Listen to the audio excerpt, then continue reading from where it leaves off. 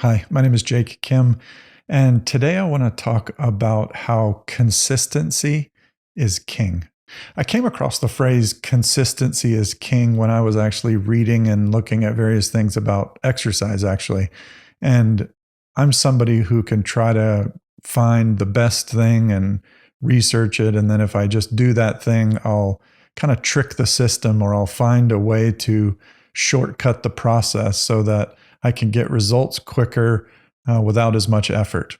And as I've done the research, something that I've learned is that there isn't a shortcut, especially with things that matter. And we live in a world that loves shortcuts and is constantly trying to find shortcuts. Like just look at the viral reality of life hacks. I think we're looking to hack everything we can to try to make it easier because we're overwhelmed with a lot of things that are going on. And so sometimes the very simple and basic principles are things we have to be reminded of. And so if I've been walking with the Lord for a bit, or I've had a unique encounter with Him, or maybe I've had a recent conversion, consistency in that relationship is king, as opposed to looking for the secret or the one thing that's going to keep me on the journey forever. What I've learned is that I just simply need to be consistent. I need to be consistent in the simple things, and I need to be consistent in what actually matters. So, for example, prayer. After an experience of God, prayer is easier. There's the emotional connection that's there. There's the remembering of the positive experience. But over a little bit of time, the novelty wears off. And it's in this point we need principles to ground us. And one of those principles is be consistent. And what I have found is that I often have to make the thing I'm trying to do consistently a bit easier. So, for example, I want to pray an hour every day, and I think that's like the benchmark or the standard, and it isn't always the case. And so what ends up happening is, if I can't pray an hour, then I might as well not even pray. That's not the point. That totally misses the point. The consistency of praying 15 to 20 minutes a day is better than praying an hour once a week or in every other week. It's the consistent touch points with God that make all the difference, as opposed to box checking or doing something that we think is necessary for Him to love us. Consistency there goes a long way. Another thing that's been helpful to me after maybe the novelty of a good experience with God is worn off is to go back to the things that reconnect my heart to God. And sometimes that's not always what seems obvious. I really like movies, and I can watch a movie clip and it can actually draw my heart back into relationship with God, sometimes faster than maybe a more traditional way of approaching or being with God. And so at times I do need motivation. At times I need inspiration. I need sometimes for my emotions to light up in a positive way so that I can actually relate to God with my emotions engaged. And so I will often try to think to what was the last thing that was inspiring me or connecting me to God.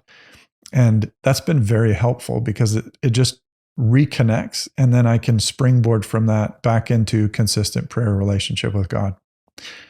I want to share another simple tool with you that I found to be helpful, that is a great way to review positive experiences with God and almost integrate them deeper and make them sometimes even stronger in our hearts. I learned about this from a man named Dr. Jim Wilder, who's part of the Life Model group. And he's a theologian as well as someone who's very interested in psychology, in particular neurology, the study of the brain. And something that he's realized is that there is a strong connection between gratitude and relational bonding. And so when gratitude is high, relational bonding is more likely to occur. I think maybe St. Ignatius knew this all along, but Jim Wilder came up with this thing called an Immanuel moment. And it's a very simple way to connect with God, and it has some simple steps. And what's interesting about it is it's very simple and it works. And so I want to walk through the steps with you. And so the first step is just get comfortable, get physically comfortable, and try to remove distractions as best you can. Number two, just focus on your breathing. There's a lot of neurological backing to the value of breathing and simple breathing. Some people call it diaphragmatic breathing or belly breathing. And what you're doing is making sure that you're breathing from your stomach as opposed to your chest.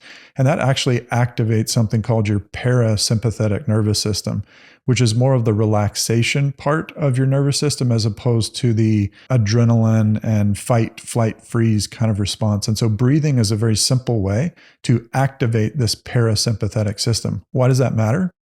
Because safety is foundational to bonding. What this breathing exercise is trying to do is to calm down our nervous system so that we're actually open to bonding. The next step, just pause and acknowledge that God is with you. I know it sounds simple, but essentially at this point, we're just turning our attention to the Lord and acknowledging God is here, God is real, and He's with me. The next step, recall any experience that you've had with the Lord that's been positive. If you want to try something different, you can ask the Holy Spirit to remind you of an experience you had with God that was positive. And once you have something that comes to mind, here's what's important. Don't rush through remembering it. Let yourself slow down while you're breathing and recall the event. And as you're recalling each and every moment and detail, if you can, of this positive experience with God, express gratitude to God for that experience. And so now you're deliberately and intentionally saying to God, thank you for the little moment by moment movements of that experience. Again, if it was a retreat experience, don't rush through the powerful moments of the retreat. Linger there. Notice the details there as you're breathing and express gratitude to God for those. And it can be as simple as, God, thank you for the talk that really moved me. Thank you for that moment when the speaker said this particular point and it made me realize that you loved me. Thank you for that, God. And as you're doing that, you want your pacing to be a bit slower, and you're trying to let your heart connect to what your mind and will are focusing on. Now, after you've expressed the gratitude with God, just pause and linger and rest. We're so used to doing things and just moving on, and relationships don't thrive in that circumstance. Yeah, at times we have to do that, but whenever we can pause and just be with someone in relationship, it's going to help it grow. And that also applies to our relationship with God. And so here we just want to now pause, continue to breathe, and just rest with God.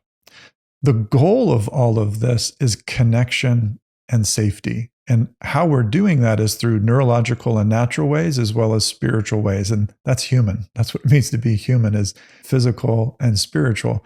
And so when we can use the best approaches for both of those, we're kind of being more fully human. And so that's what this Immanuel approach is all about. So here it is again quickly. Get physically comfortable, diaphragmatic breathe, acknowledge that the Lord is with you, recall deliberately, slowly, with attention to detail, a positive experience you had with God, and express gratitude to God for that, and linger and be slow with that. And then after you feel like you've done that, just rest and be and relish in the connection and the safety that you have with God. Now, if you get distracted, that's okay. Just try to go back to the memory itself. It's normal for us to get distracted. So if your mind wanders off, that's fine. Just draw your attention back to the positive experience and keep expressing gratitude. This doesn't have to take a long time. This whole process could be a minute, 5 minutes, 10 minutes. You could have it go on for a long time, and that would be great. But it doesn't have to be a really long exercise. So moving on, I think another thing that's really important to continue our connection with the Lord is being in faith sharing groups, a men's group, a women's group, a couples group. I've had all of those, men's group and couples group, that I've participated in, and they have been very, very helpful. And it's a place where you can go and be honest, authentic, and have other people see you, bless you, care for you, and it also offers you the opportunity to attune and be present to others. It's in the giving and receiving that we grow. It's not just in the receiving or not just in the giving. We need a two-way dynamic going on. And these faith-sharing groups, like men's groups, are very, very important. I would say that beyond, your primary vocation and your prayer life, etc., your connection with other like-minded and like-hearted people is very important to your growth continuing. The last point that I would say is sometimes after we've had an experience of God and that maybe the novelty starts to wear off, we're going to have to develop some disciplines. And these aren't meant to be punishments. Often when we hear the word discipline, we think that we've gotten in trouble. But discipline, the word actually comes from the same word of disciple, which means student. And so a discipline is an action of a student. It's studying, it's learning, it's growing. And so when we talk about the spiritual disciplines, what we're doing is exercises and activities that help connect us to God. And there's some really simple ones, and they're really effective. One of the most time-honored and long-standing ones is solitude and silence. And so what this means is having a prolonged time of solitude and silence, maybe a whole half of a day where you are alone in a time of prayer. Maybe you go on a hike, or maybe you go to a monastery or a chapel or something, and you're not talking out loud and you're alone. Now, you might be hearing that and going, Jake, doesn't that completely contradict the last point about men's groups and faith sharing groups? No, because you're not totally alone. You're just creating space for one relationship, which is the relationship with God. And in the silence, it's like, well, why do I have to be silent? Silence is an intentional space that you're making so as to listen. It's space to listen to God. And so solitude and silence are more of what we are doing, but they open up room and space for God to move in us. And that's the point of them. It can be very hard to have a prolonged time of silence and solitude, but it is very, very fruitful. I really encourage you to try it out. Start off with maybe 2 to 3 hours once a month. Maybe it's a half day once a month. Maybe you can go to a full day, a quarter every quarter. Maybe you go to an entire weekend once a year. That would be an example of the spiritual discipline of silence and solitude being integrated into your life. I mentioned earlier in the video daily prayer. I won't say much more about that other than it's an essential discipline and action of a student. Another one is fasting. Fasting isn't fun, but what are we doing in fasting? We are making an intentional decision to prioritize. We're saying to ourselves that this thing that maybe takes up space or time or energy in my life, I'm going to set it aside on purpose so that I create space and room for other things. And I'm intentionally saying no to something so that I can say yes to something else. And so often people will fast from food. It doesn't always have to be food that we fast from, but food's a common one that we go to for comfort. A good discernment about what you should fast from is think about what you're attached to. What are the things in your life that prevent you or hold you back or distract you from God? And maybe take a break from those. Maybe it's TV, maybe it's food, maybe it's talking, maybe it's social media. There's all kinds of various options, but the point is to intentionally say no to something so that we can say yes to something else, maybe even yes to something better. I hope that this has blessed you. I'll talk to you again soon.